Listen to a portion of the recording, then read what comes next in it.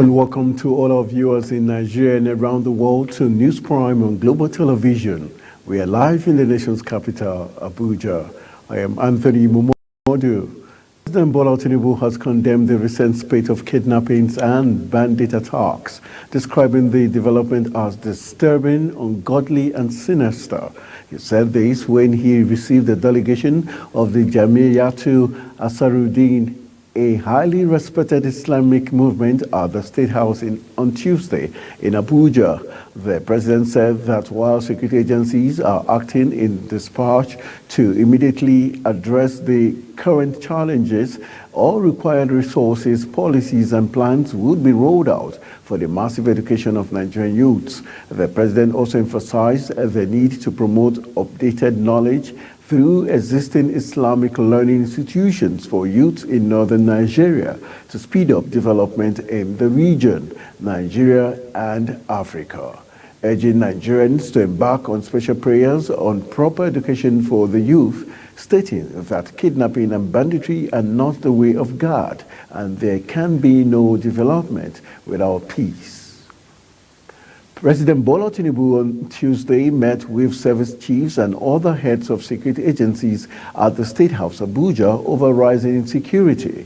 The development follows recent security lapses in various regions of the country, particularly in the Federal Capital Territory, where kidnappers have perpetrated severe acts of brutality in the past few days. At the meeting where the Chief of Defense Staff, General Christopher Musa, Chief of Army Staff, Lieutenant General Tarid Lagbaja, Chief of Naval Staff, Vice Admiral Emmanuel Ogala, Chief of Air Staff, Air Marshal Hassan Abubakar, the Inspector General of Police, Kayode Egbetokun, and the heads of some other security outfits. While there has been no official briefing on the meeting yet, it's presumed the President and the security chiefs will examine the recent security situation in different parts of the country and devise strategies to curb the increasing impunity of criminals, including kidnappers and bandits. The federal government has pledged to fulfill its agreement with organized labor. The Minister of State for Labor and Employment, Nkiruka Onyejocha, made this known during a courtesy visit to the office of the Trade Union Congress, TUC, on Wednesday in Abuja.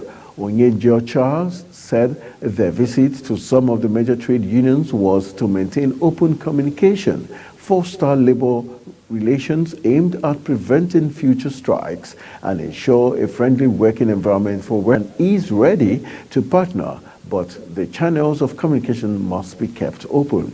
She also said that President Bola Tinubu was focusing on making sure that the issue of a new national minimum wage was addressed. Onyejocha added that the federal government would ensure that the committee starts work.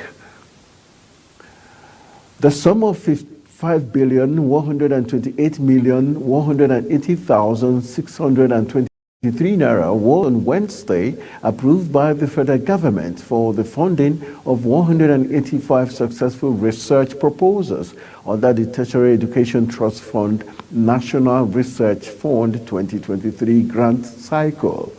The approval, which was conveyed by the Minister of Education, Professor Tahir Mamman, followed the report of the TED Fund National Research Fund Screening and Monitoring Committee, which recommended the funding of 185 research proposals after a rigorous screening exercise that commenced in March 2023 applicants.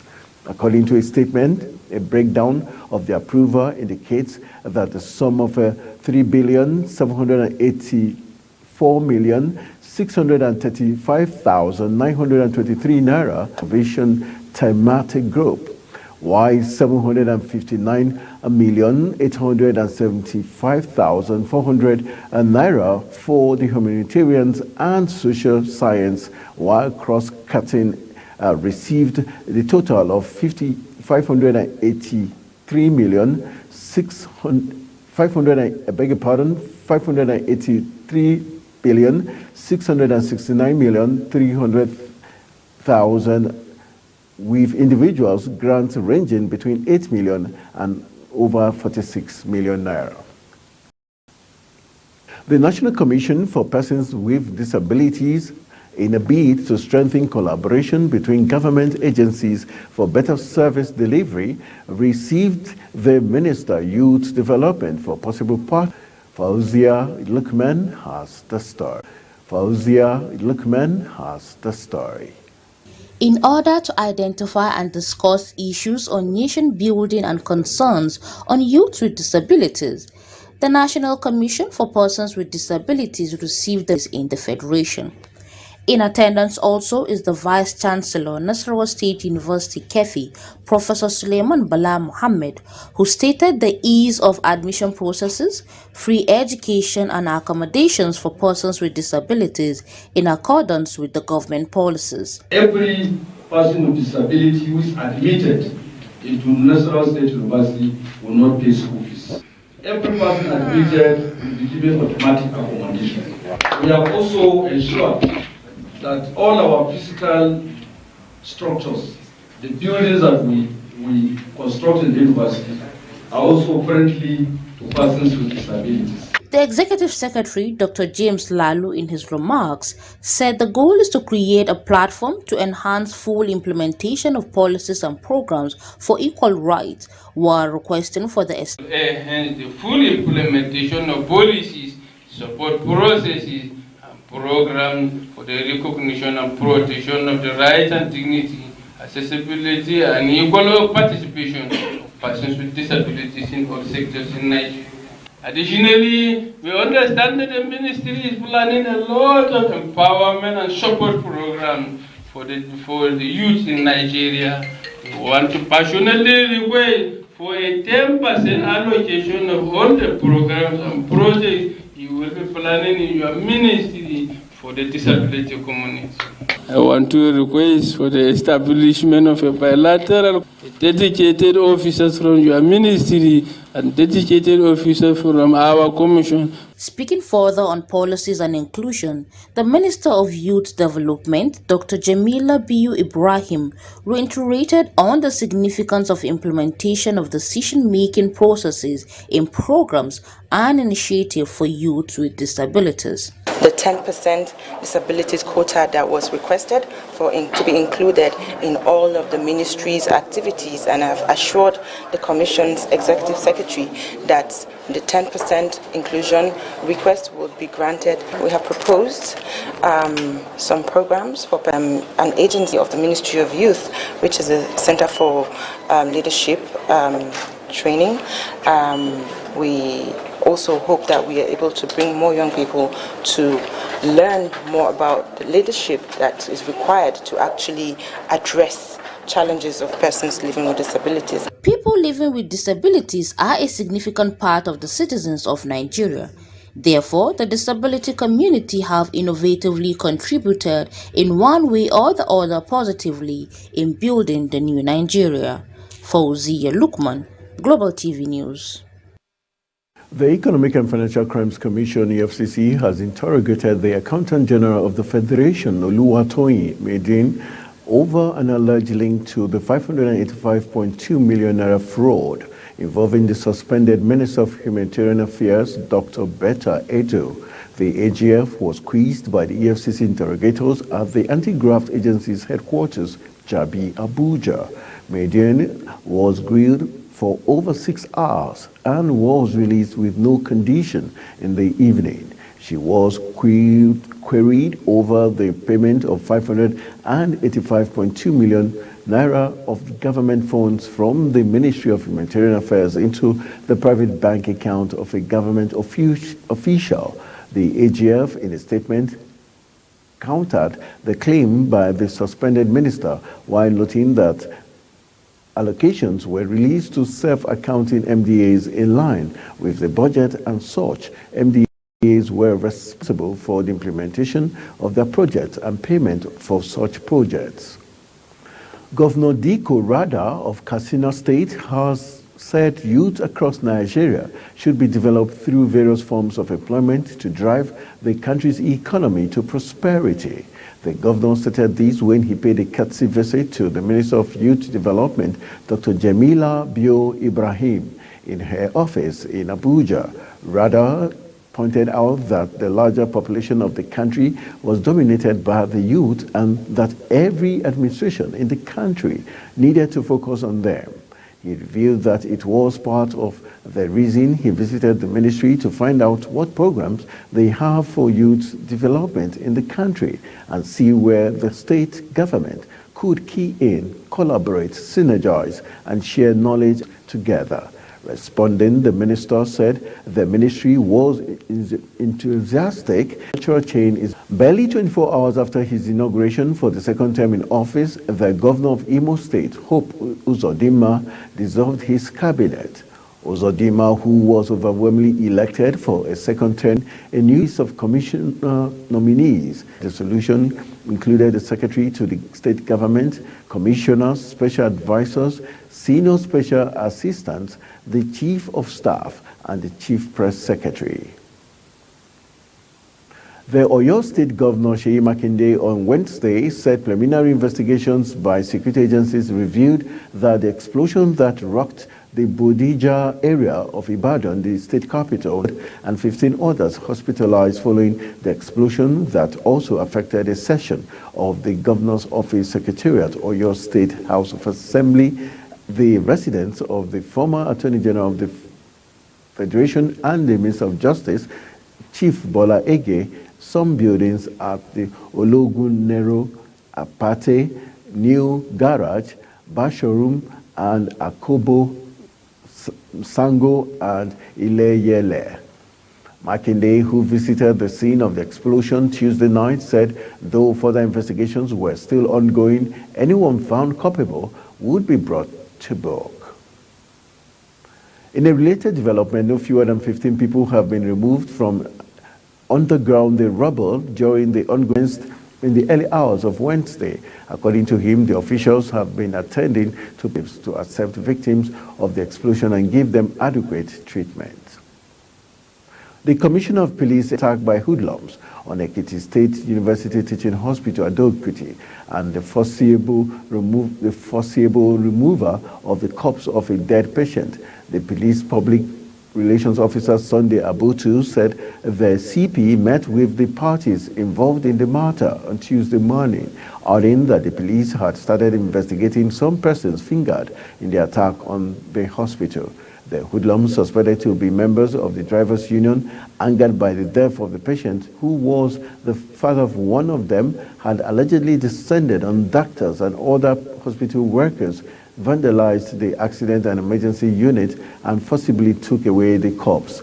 Some AKSUTH workers, including members of the Association of Resident Doctors, immediately embarked on strike, calling for their security and the arrest and prosecution of the culprits.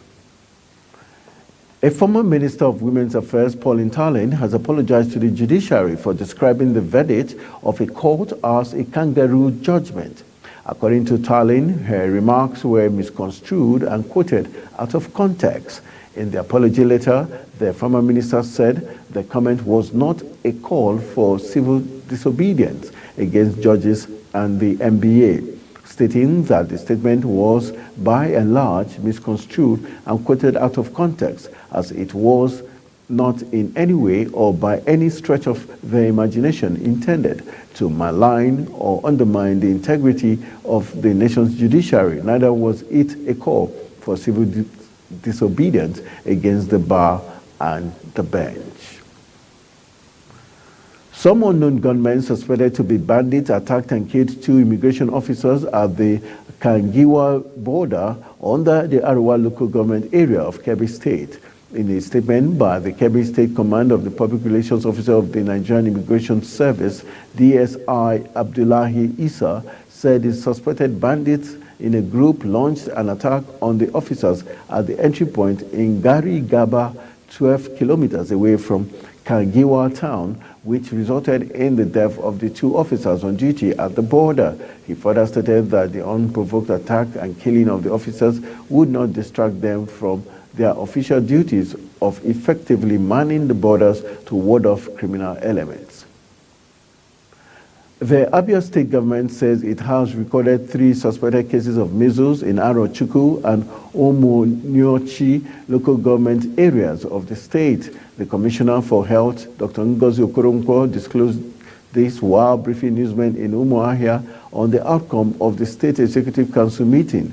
She said that frantic efforts were being made to contain the outbreak and prevent further spread of the disease. The commissioner attributed the infection to the dry weather conditions being experienced in the state and advised that more vulnerable children be vaccinated against such diseases. Kanu called on residents of the state to be vigilant and maintain a healthy lifestyle to avoid being infected with the disease. He said that 5,000 residents were targeted and that 200 persons would benefit from the free surgeries during the program. You're watching News Prime live from Nigeria's capital, Abuja. We are on StarTimes channel 276. Kindly follow us on all social media platforms using @GlobalTVNG and other handles now showing on your screen. When the News Prime returns, Customs sets a 1.130 trillion naira revenue target for Tinkan Command. The news continues shortly with details of these and more stories right after this break. Please stay with us.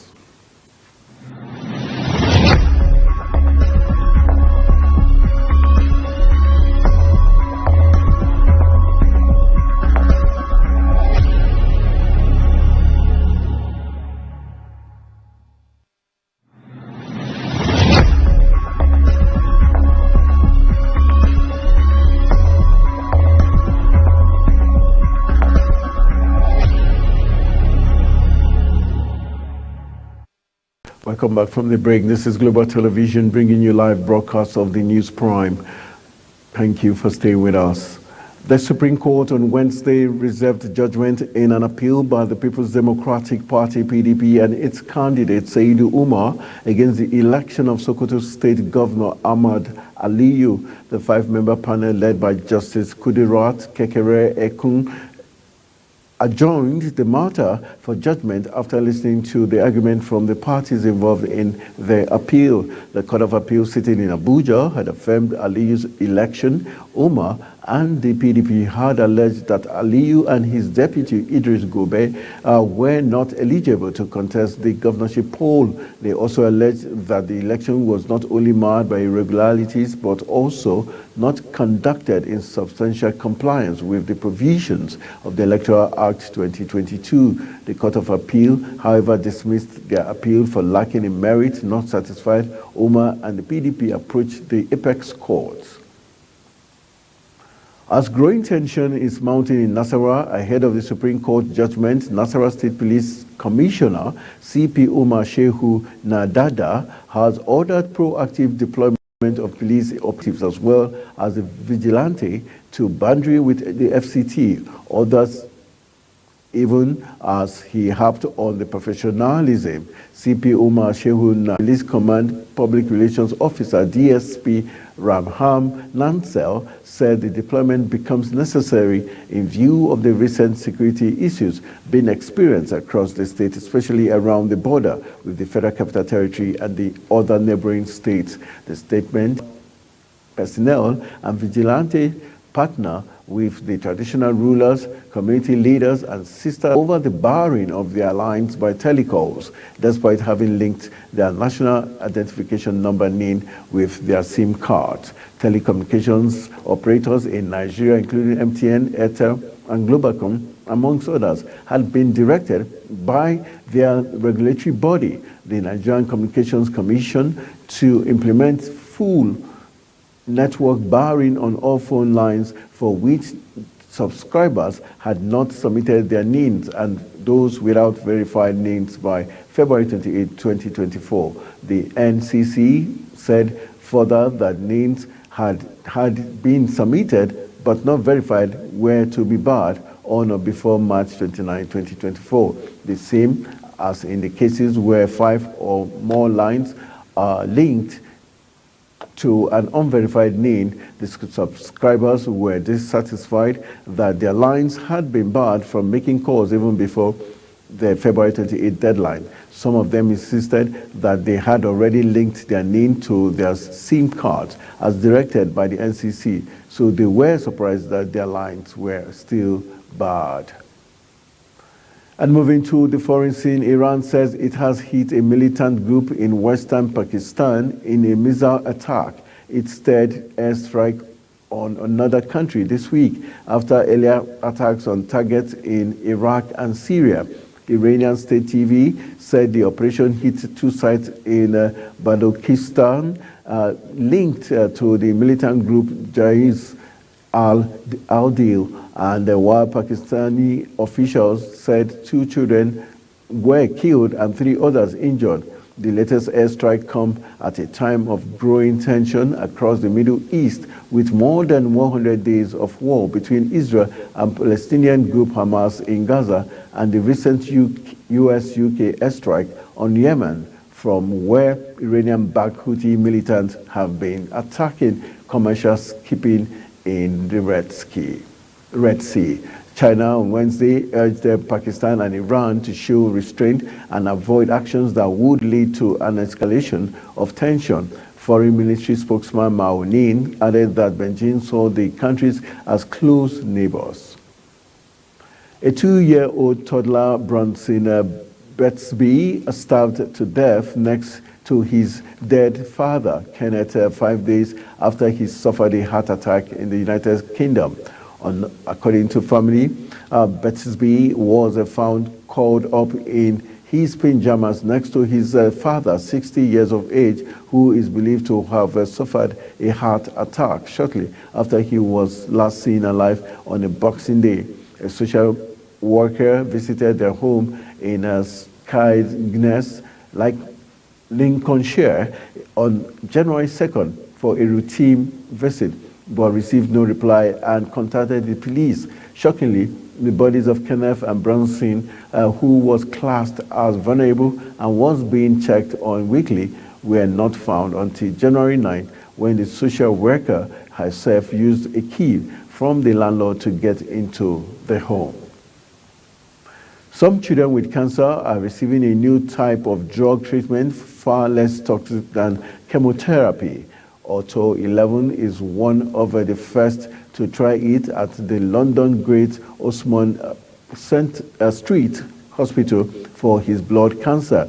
His family called the therapy a little bit of sunshine, since it worked without making Otto feel much sicker. For Otto, blinatumomab or Blina was his only real option after his chemo had failed to clear all his cancer and had left him very weak. Blina is already licensed to treat adults with cancer, and experts hope to show it can safely help children too.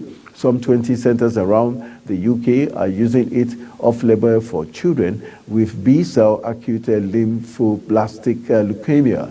The drug is an immune therapy that seeks the immune system and can recognize and destroy them. A deal to allow the delivery of medicine to hostages in Gaza and aid into the territory has been agreed following mediation by Doha and Paris. Qatar and Israel announced on Tuesday. In a statement to the official Qatar news agency, Doha announced the deal between Israel and Hamas, where medicine along with other humanitarian aid is to be delivered to civilians in Gaza in exchange for the delivery of medication needed for Israeli captives in Gaza. Israeli Prime Minister Benjamin Netanyahu's office confirmed the deal and said the medicines will be forwarded by Qatari representatives in the Gaza Strip to their final destination. The drugs are intended for 45 hostages, according to a French presidency, which said 83 were initially identified as needing medication in November, but 38 have since been released or killed. After the medicines arrive at the hospital in the southern Gaza border town of Rafah on Wednesday, they will be received by the International Committee of the Red Cross, divided into batches and immediately transferred to the hostages.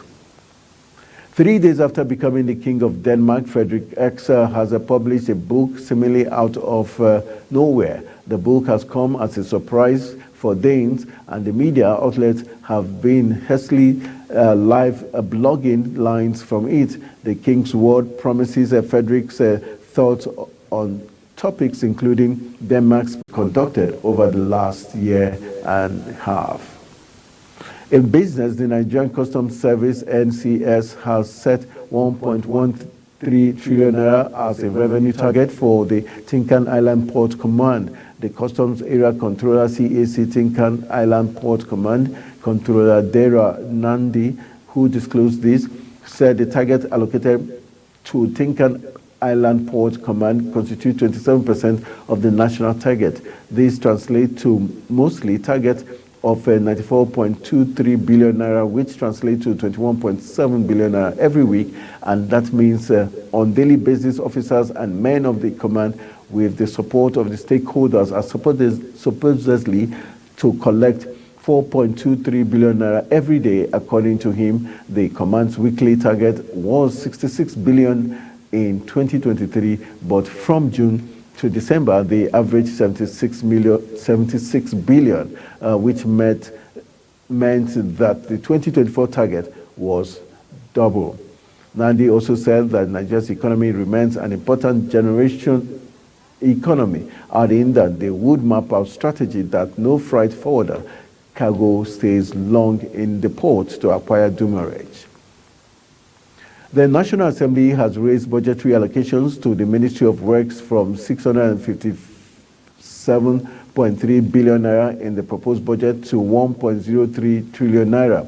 This represented 373 billion naira, or 56.7% increase from the initial figure in the appropriation bill. It also represents a 65.4% increase from the amount approved in the 2023 budget. The copy of the approved budget showed that the increase was due to raising of its capital budget from 617.9 billion naira to 987.3 billion naira. The government endorsed 22.750 billion for the dualization of the Benin-Ilesha Road, 10.1 billion naira for the construction of the Malando, Garin, Baka, and Nagaski Wada Road in Kebbi State, while 11 billion naira was approved for the construction of the Koko Besi Zaria Kala Road in Kebbi State.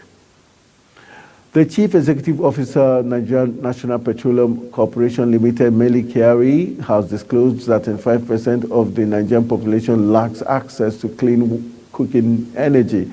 Speaking at the Faculty of Science of Bafemi Awolowo University, Ile-Ife, Osun State 2024 faculty lecture titled Energy Security, Sustainability and Profitability in Nigeria, Challenges and Opportunity at the university campus, Kyari also disclosed that 50% of Nigerians also do not have access to electricity. The NNPCL boss further stated that the challenge in Nigeria sector, in the energy sector, is a non-conducive environment for investment, especially the issues of security, vandalization, and fiscal policy, stating that the present administration policy in the sector and economic policies are presenting opportunities for the oil and gas sector and others to ensure profit for Nigeria's economy to thrive and develop. Let's join Kike Lomo Okere for more updates on business news. Forex turnover rises by 460.52% to $147.81 as the Nigerian Naira tumbled against the dollar on Tuesday, January 16, 2024, in both the official and black markets. The domestic currency depreciated 4.72% to close at 878.57 naira to a dollar. based on data from NAFEM, where Forex is officially traded. This represents an 39.62 or a 4.72% decrease in the local currency compared to the 838.95 naira closed the previous day. The intraday high recorded was 1,299 naira to a dollar, while the intraday low was official NAFEM window. Forex turnover at the close of trading was $147.81 million, representing a 460.52% increase compared to the previous day. 80 naira to a dollar, representing a 1.17% decrease over what is closed the previous day, while peer-to-peer trader quoted around 1,325 naira to a dollar. In another phenomenal trading day at the NGX, the all-share index appreciated by 3.93%, gaining 3,330.21 points, close at an all-time high of 87,971.10 points. Equity witnessed significant upswing with 75 gainers overshadowing the 9 losers. Dangote Cement stood out as a notable performer, registering a robust 9.84% gain. Additionally, Dangote Sugar experienced a commercial 10% increase, while FBN Holding marked a resurgence in SWOT territory with a notable 6.73% upswing. Like the ASI, equity gained 1.82 trillion naira as the market capitalization appreciated to 48.139 trillion naira from yesterday's 46.319 trillion naira. Concerning trading volume, there was a 32% increase in trading volume to 1.067 billion units from yesterday's 807.51 million units. And regarding value, there was a 43% appreciation in trading value to 15.77 billion naira from yesterday's 11.03 billion naira. Apple for the first time overtook Samsung as the biggest smartphone manufacturer in 2023, according to the latest data from the International Data Corporation. This was achieved despite a 3.2% year-over-year decline in overall smartphone shipments globally in the year under review.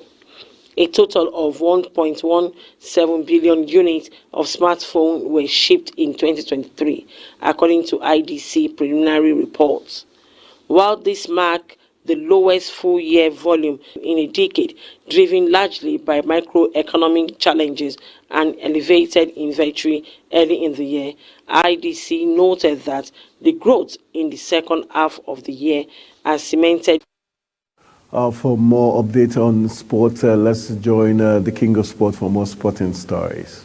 Hello sports fans, welcome to Sports News Update. Let's begin with the big story that Jordan Henderson has terminated his contract with Saudi Arabian club Al Attifaq and has flown back to England to complete negotiations over a shock move to Ajax. May Sport has learned that a termination agreement was made with Al Attifaq in medical this weekend. Henderson is set to join Ajax on a free transfer, but the move will cost him millions in tax after he chose to walk away from a 3-year contract with Al Attifaq after just 6 months. The Saudi club are understood to have reluctantly agreed to let Henderson leave during negotiations at the club's winter training camp in Abu Dhabi on Tuesday, with the 33-year-old securing a crucial concession that they would not demand a fee.